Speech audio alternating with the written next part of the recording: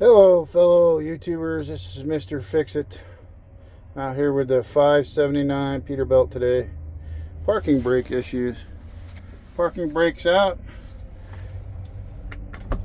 It still says that it's pulled. Here's your problem. Reach on, get you a screwdriver. Go underneath here.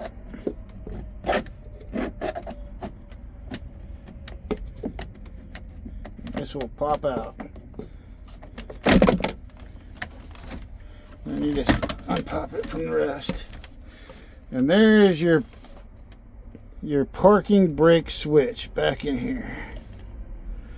Alright, so you reach in there, pull this little tab, and this comes right up. Here's your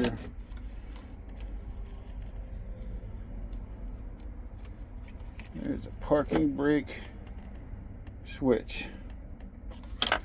Alright, so to get that off, get your screwdriver, reach up in this little hole,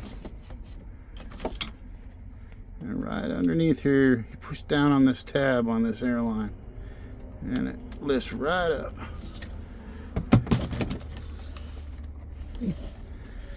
And here are the numbers for this switch. This can also cause major issues with your transmission. So that's your quick tip for the day. Thank you. Have a nice day.